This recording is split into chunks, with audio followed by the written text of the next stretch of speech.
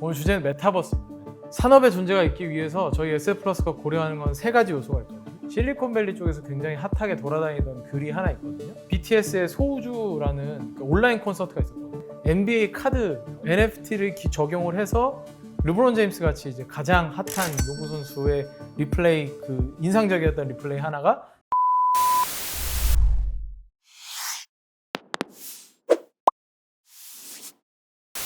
안녕하세요. 국내운용본부 피터입니다. 요즘 특히나 자주 뵙게 되는데 거의 유튜버인 것 같아요. 그러니까 유튜버라고 생각하고 있습니다. 유튜버 및 매니저라고 생각하고 있습니다. S플러스는 이제 항상 좋은 주식이랑 좋은 기업과 함께하기 위해서 가장 먼저 산업의 존재에 대해 끊임없이 생각을 이제 질문을 하고 있는데 오늘의 주제가 특히 이거와 관련이 있다고 해서 오늘의 주제가 뭔지 좀 저한테 간략하게 좀 설명 부탁드릴게요. 오늘의 주제는 이게 좀 민감할 수도 있는데 워낙 주가들이 요동치고 있고 변화무쌍한 주제여가지고 오늘 주제는 메타버스입니다. 메타버스. 근데 저희가 메타버스에 대해서 어떻게 바라보는지 또 뭐 정의는 어떻게 생각하고 어떤 관점으로 저희 적용을 하고 있는지를 좀 말씀드리면 좋을 것 같아서 그 주제를 좀 했으면 좋겠다라고 말씀드렸습니다. 메타버스가 S플러스에서 처음으로 언급이 제대로 되는 것 같은데 예, 맞습니다. 저도 사실 그냥 기사로만 접해서 잘 모르겠거든요. 그래서 피터가 간단하게 이제 정의를 한번 해주셨으면 좋겠어요. 이게 뭐 메타버스라는 게 저희가 정의를 할 수도 있지만 굉장히 많은 정의들이 또 시장에 있고요. 사실은 작년 초에 실리콘밸리 쪽에서 굉장히 핫하게 돌아다니던 글이 하나 있거든요. 실리콘밸리에서 실제로 그 문장들을 보면서 메타버스에 대해서 좀 얘기를 많이 한 거고, 이게 이제 매튜 볼이라는 그 벤처 캐피탈리스트 한 명이 메타버스의 정의에 대해서 한번 정의를 쭉 해본 거예요. 메타버스는 어떤 것들이고 어떤 특성이 있어야 되고. 근데 첫 번째는 be persistent라고 해가지고 끊이지 않고 이어져야 된다. 두 번째는 be synchronous and live라고 되어 있는데 누구에게나 실시간으로 열려 있고 우리가 동기화가 돼야 되는 거, 살아 있어야 된다라는 거죠. 3번 같은 경우 concurrent user라고 하는데, 그러니까 누구나 메타버스의 일부가 될 수도 있고 참여도 가능하고, 그리고 네 번째는 이제 그 안에서의 경제 활동이 가능해야 된다라는 거거든요. 메타버스 안에서. 이 4번이 굉장히 저희한테 중요한 부분인데 그 부분은 뒤에서 좀 설명드리고요. 5번은 이제 우리가 그 안에서 하는 그 경험들이 확장적이어야 되는 거죠. 디지털 세상에서도 경험하지만 물리적인 세상에서도. 그 다음에 6번 같은 경우에는 이제 범용성이 있어야 된다는 겁니다. 그리고 마지막으로는 그 안에서 그 컨텐츠와 경험들이 수많은 참여자들이 들어와서 그 경험들로 채워져야 된다는 거죠. 한 7가지 정도를 이제 보통의 사람들이 생각하는 거에 대한 정의를 좀 내려놓은 건데, 이 내용들을 한번 보시면 약간은 메타버스가 어떤 것인지에 대해서 공감하실 수 있을 텐데요. 사실 제가 맨 처음에 쉬운 부분을 먼저 설명하고 넘어갔어야 되는데, 쉽게 생각하면 우리나라 사람들은 사실 너무나 잘 알고 있는 게 싸이월드 같은 우리나라 사람 누구나 굉장히, 물론 요즘에 MZ 세대들은 모를 거예요. 그게 도대체 뭔지. 근데 알죠, 뭔지.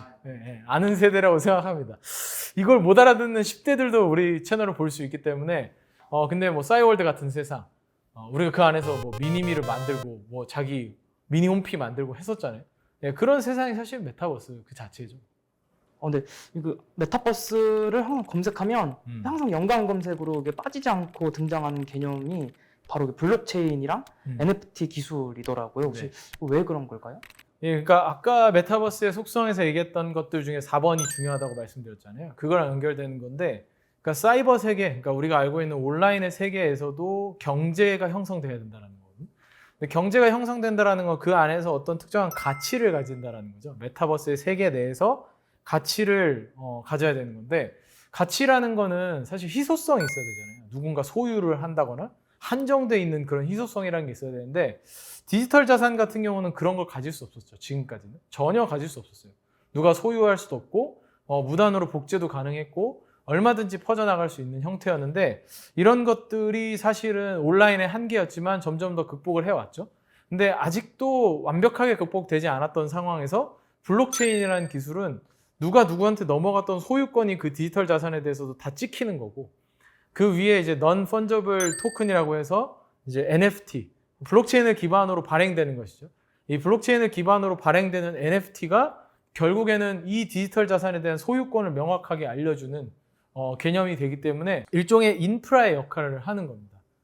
이게 저희가 그래서 오늘 사실 이런 주제를 얘기하려고 한 것도 어떤 종목을 사세요라는 개념보다는 산업의 존재 차원, 그러니까 저희 에셋플러스가 분석하는 산업의 존재 차원에서 좀 설명을 드리려고 한 거거든요.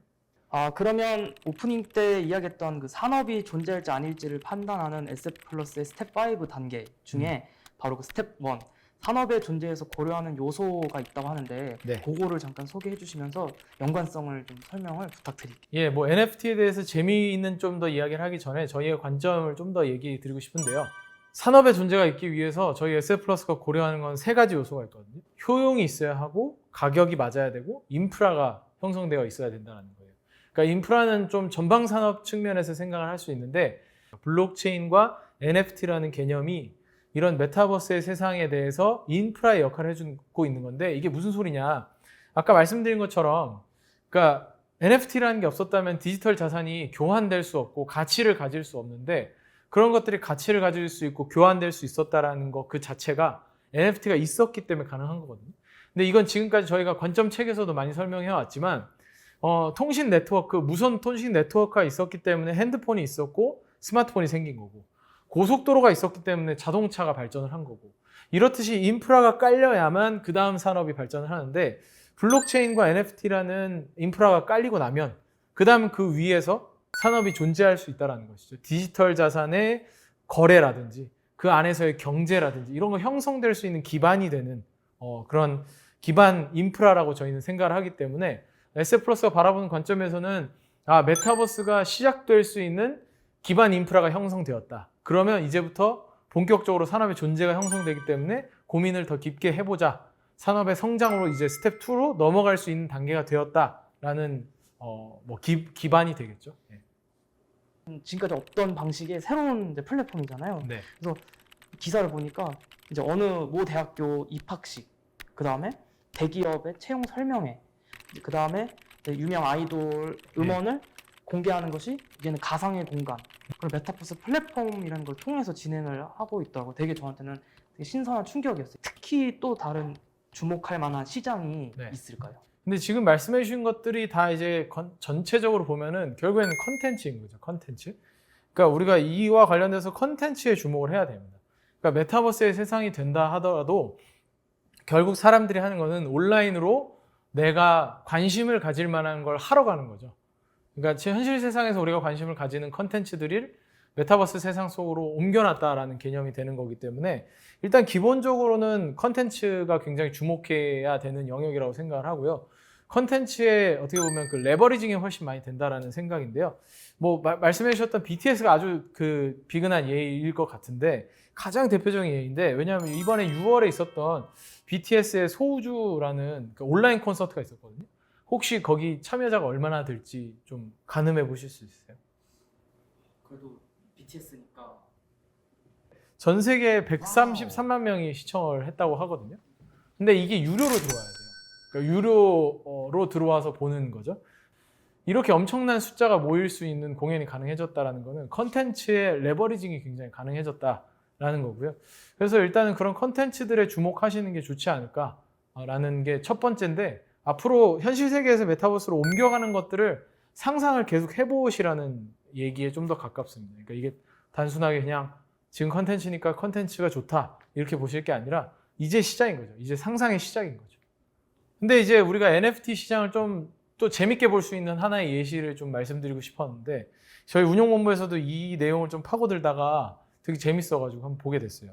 근데 작년에 NFT 시장 규모가, 그러니까 2018년에 NFT 시장이 대략 한 400억대 정도였는데 2020년에 한 3,800억 정도 되면서 8배 성장했는데, 그 NFT 시장의 3분의 2가 지금 현재 뭔지 혹시 아세요? 네. 그 NFT 시장의 3분의 1을 차지하고 있는 게 NBA 카드라는 거거든요. 그러니까 우리가 잘 알고 있는 미국의 프로농구죠. 네, 프로농구의 카드인데, 원래 이제 실물 우리가 카드를 모으는 그런 것들이 있었잖아요. 이거는 MLB에서도 있는 현상인데 NBA에서도 이런 카드를 모으는 방식이 있거든요. 근데 NBA에서 이 카드를 모으는 방식이 그대로 NFT를 적용을 해서 NBA 그 온라인상으로 넘어가는 겁니다. 근데 이 안에서 카드는 단순하게 그냥 선수가 있는 그냥 그 실물 카드 수준이 아니라 그거보다 훨씬 더 한 건데, 라이브로 그 탑샷이라고 하는데 멋지게 넣었던 그 슛 했던 장면, 그 장면을 한 뭐 15초 정도짜리 클립으로 해서 카드를 발행하는 거고요.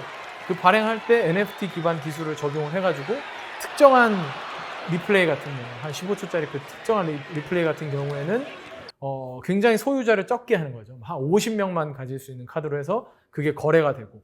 그래서 이게 거래가 비싸게 되면 어느 정도 될 것 같으세요? 눈에 보이지 않는 가상의 디지털 콘텐츠인데 이거 가격이 얼마나 할지 해봤자 뭐 10만 원, 50만 원 하지 않을까요? 그럼 사실 리플레이는 항상 찾아볼 수 있는 거니까 이거 뭐 얼마나 하겠어 라고 하는데, 실제로 그 NFT 거래된 거를 보시면은 르브론 제임스 같이 이제 가장 핫한 농구 선수의 리플레이, 그 인상적이었던 리플레이 하나가 25만 달러 네, 거래가 되거든요. 우리나라 돈으로 한 3억 정도 되는 거죠.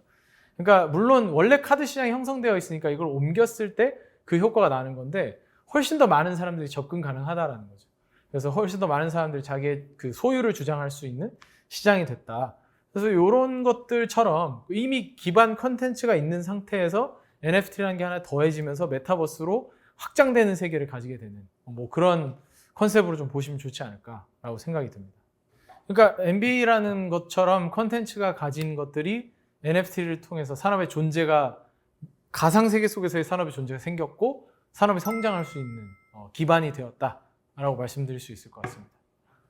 그러면 이제 앞으로 이제 저희가 에셋플러스가 생각하는 이제 앞으로의 또 다른 이제 메타버스를 시대를 대표하는 산업이 또 뭐 등장을 할까요? 예, 뭐 일단은 아까 말씀드린 컨텐츠 산업을 말씀드렸기 때문에 뭐 구체적인 산업을 더 저희가 지금 상상하는 단계라고 보시면 좋을 것 같고요. 근데 다만 요새 메타버스를 투자하면서 주의해야 되는 부분들이 있어가지고 그 부분들을 좀 말씀드리는 게 좋을 것 같거든요. 이제 국내 메타버스에 대표적으로 투자하실 때 이제 뭐 그 메타버스에 준비가 되어 있는, 혹은 이제 AR, VR 컨텐츠를 만들 수 있는 기업들을 많이 접근을 하십니다.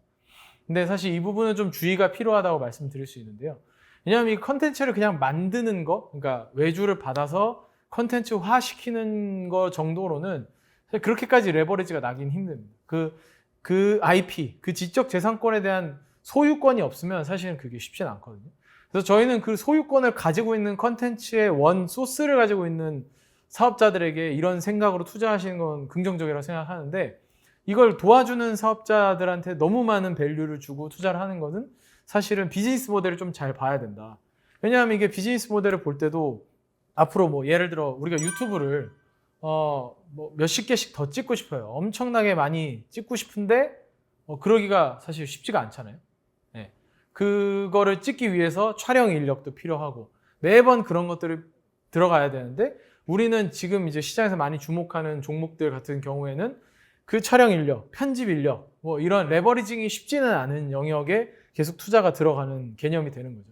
예, 그것보다는 IP 홀딩을 하고 있는 기업들, 컨텐츠를 직접 생산하는 기업들에 좀 주목을 하셔라 라고 좀 말씀을 드리고 싶습니다.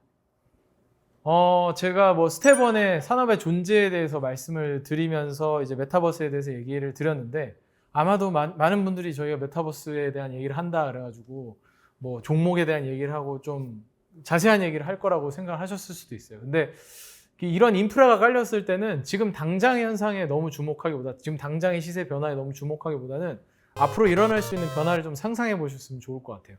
그러니까 오늘의 이 주제를 제가 선택했던 것도 이제부터 상상을 더 많이 해야 되는 영역이기 때문에, 앞으로 우리가 어떤 세상으로 나아갈지를, 변화의 방향성을 봐야 되는 거기 때문에 저희 같은 경우에는 그런 것들을 보고 그 과정에서 비즈니스 모델을 만들어갈 수 있는 기업들을 찾아가는 방식으로 운용을 하고 있기 때문에 그런 부분들을 저희 그 에셋플러스의 스텝 5의 관점을 저희 보시는 시청자분들도 적용해 보시면서 한 번씩 그 가치를 가늠해 보시면 좋겠다라는 생각입니다. 예, 그러면 다음 월간 이슈에서도 저희가 좀 더 재밌는 컨텐츠로, 제가 좀 더 재밌는 컨텐츠를 선택을 해서 여러분들과 소통할 수 있도록 하겠습니다. 감사합니다.